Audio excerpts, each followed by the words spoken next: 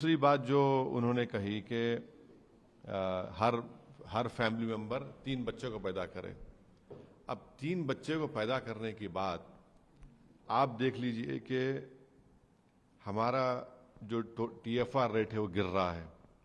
हाँ, और आप हमेशा से कहते थे कि मुसलमान ज़्यादा बच्चे पैदा कर रहे हैं, और RSS देश को ही नहीं बताती कि जो पहला सेंसस हुआ था 1883 में, उस वक्त 1880s में, उस वक्त मुसलमानों की आबादी 21% थी। अब पार्टीशन हुआ, अब जाकर 14.5% कुछ है। तो ये आप हमेशा गाली देते रहे कि मुसलमान आबादी बढ़ा रहा है, ओवरटेक कर रहा है, इनके हर स्टेटमेंट में RSS के। अब कह रहे हैं कि 3 बच्चे पैदा करो आप। फिर ये लोग बोलते थे कि पॉपुलेशन कानून बनाया जाए कि जिसके 2 बच्चे ज्यादा होंगे उनको गवर्नमेंट जॉब ना मिले। इनके बीच RSS के एक मेंबर ने राज्यसभा में एक प्राइवेट बिल भी पेश किया था। तो अब RSS ये कह रही है कि 3 बच्चे आप पैदा करिए। तो हम ये जानना चाह रहे हैं कि अचानक तब्दीली कैसे आ गई, ये तब्दीली कैसे आ गई। और आपको याद होना चाहिए कि 2019 में 2019 में 15 अगस्त लाल किले से नरेंद्र मोदी ने कहा था कि पॉपुलेशन कंट्रोल की जरूरत है, 2019 में। अब मोदी ये बात कह चुके हैं, और मोदी ने कहा था कि छोटी फैमिली देशभक्ति है। फिर 2024 के चुनाव में नरेंद्र मोदी ने कहा था कि सबसे ज्यादा बच्चे लोग पैदा करते। क्या भगवत इससे एग्री करते हैं? बता दीजिए। वो तो गुरु हैं, गुरु घंटाल हैं नरेंद्र मोदी के। और पॉपुलेशन कंट्रोल के ऊपर RSS का क्या ओपिनियन है, मोहन भागवत बता दें। और साथ ही साथ ये जो 3 बच्चे पैदा करने की ये बात कर रहे हैं, ये क्यों दूसरों के फैमिली में मुदाखलत कर रहे हैं लोग? ये तो हर फैमिली को छोड़ना चाहिए कि वो डिसाइड करें। गैर जरूरी के इस तरह का प्रोनाउंसमेंट करके मोहन भागवत जो है खवातीन पर, महिलाओं पर एक गैर जरूरी एक बोझ डाल रहे हैं। उनको आप नहीं चाहते कि वो तालीम याफ्ता हो, पढ़े लिखे ना हो। और साथ ही साथ मोहन भागवत को NFHS NSSO का सर्वे पढ़ना चाहिए, जो उनका रिप्लेसमेंट लेवल है। तो ये सब बता रहे हैं कि महिला डिसाइड कर रही हैं, मगर आप कह रहे हैं कि ये सब करो। तो ये बातें हैं। और दूसरी बात जो मोहन भागवत और RSS नहीं बोलती है कि 60+ पॉपुलेशन हमारा भारत में सबसे ज्यादा होने वाला है। 2050 में 20% हमारा पॉपुलेशन 60 साल के ऊपर होगा। 2061 में वो 25% हो जाएगा।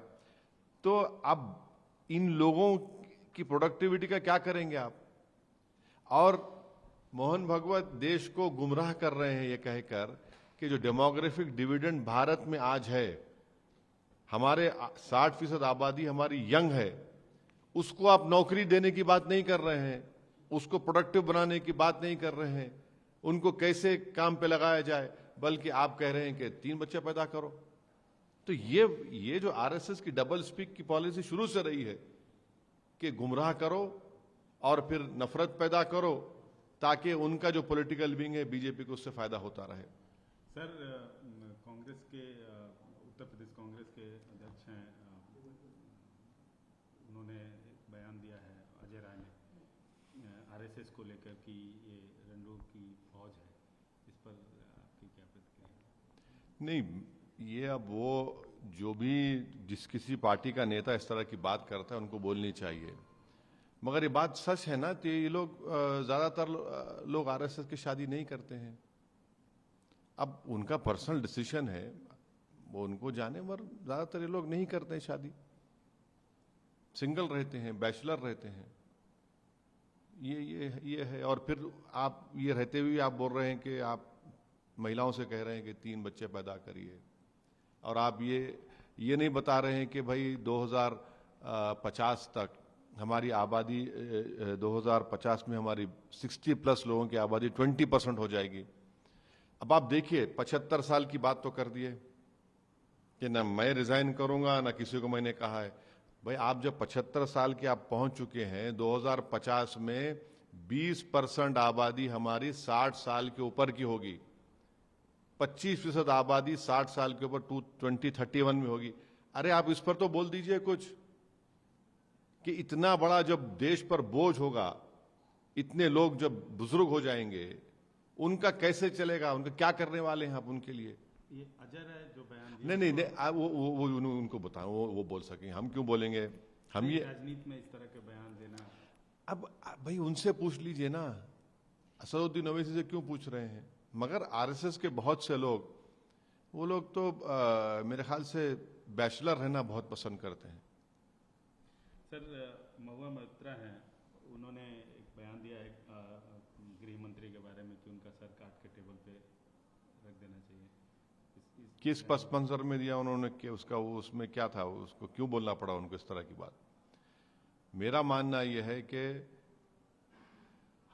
इस तरह का वो देश के गृह मंत्री हैं, हम सख्त उनके मुखालिफ हैं आइडियोलॉजिकली, और जब तक हम जिंदा रहेंगे उस आइडियोलॉजी के खिलाफ हम लड़ते आए, लड़ते रहेंगे। मगर इस तरह का उन्होंने बयान दिया है तो महुआ मोइत्रा को बताना चाहिए कि वो क्यों इतना गंभीर बयान उन्होंने दिया, इस तरह का बयान दिया। मुझे नहीं मालूम कि इस तरह की बात उनको उन्होंने किस वजह से की, वो बताएंगे खुद। सर एक घटना बिहार में घटी है कि राहुल गांधी के मंच का प्रयोग किया गया है प्रधानमंत्री को अपशब्द और गालियां देने का, इस घटना को आप कैसे देखते हैं? नहीं, अल्फाज का इस्तेमाल जो है अच्छा होना चाहिए।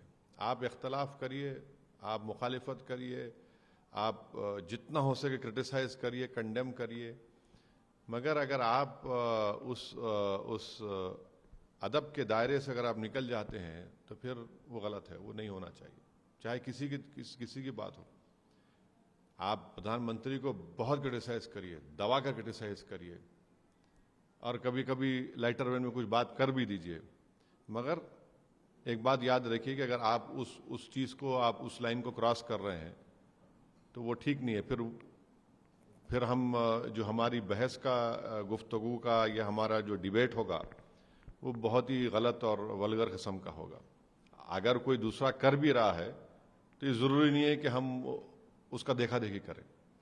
सर जो ये टैरिफ यूएस की तरफ से जो टैरिफ का जो ये बम फोड़ा गया है और उसका असर भी दिखता नजर आ रहा है, इस पर क्या कहेंगे? बहुत असर होने वाला है, 50% हमारे एक्सपोर्ट्स पर असर पड़ने वाला है। 60,000 करोड़ का हमारा मोटर पार्ट्स का जो एक्सपोर्ट है, ज्वेलरी, जेम्स, रेडीमेड गारमेंट्स, ये बुरी तरह मुतासर होने वाले हैं। और अफसोस की बात यह है कि फरवरी में हमारे प्रधानमंत्री यूएस के प्रेसिडेंट डोनाल्ड ट्रंप से मिले थे, बातचीत हुई थी, और फिर उसके बाद ये टैरिफ का शुरू हो गया, और फिर उसके बाद हमको वो लोग इल्ज़ाम लगा रहे हैं, यूक्रेन क्या हम पर इल्ज़ाम लगा रहे हैं। और फिर ये जो यकीनन इस 50% टैरिफ से बहुत बड़ा नुकसान होने जा रहा है भारत के उन तमाम एक्सपोर्टर्स का, जेम, ज्वेलरी, रेडीमेड गारमेंट्स का, मोटर पार्ट्स का। तो ये तो मैं समझता हूँ कि नरेंद्र मोदी गवर्नमेंट को जवाब देना पड़ेगा देश की जनता को, क्योंकि आपने डोनाल्ड ट्रंप से तो इतना रिलेशनशिप को आगे बढ़ा लिया था कि अब की बार ट्रंप सरकार कह दिया था। फिर फरवरी में हमारी प्रधानमंत्री उनसे मुलाकात किए, उनके ओथ में हमारे फॉरेन मिनिस्टर वहाँ मौजूद थे। आखिर ऐसी क्या वजह है? और सब मोदी सरकार को जवाब देना है कि जिन लोगों का भी नुकसान होने जा रहा है उनके लिए सरकार क्या करने वाली है, उनको कैसे उनको राहत दिलाएगी, उनको कैसे उनकी मदद करेगी। तो ये, और फिर बार बार ये जो अमेरिका के जो नवारो, जो उनके जो जिम्मेदार हैं, वो भारत पे इस तरह की तनकीद कर रहे हैं।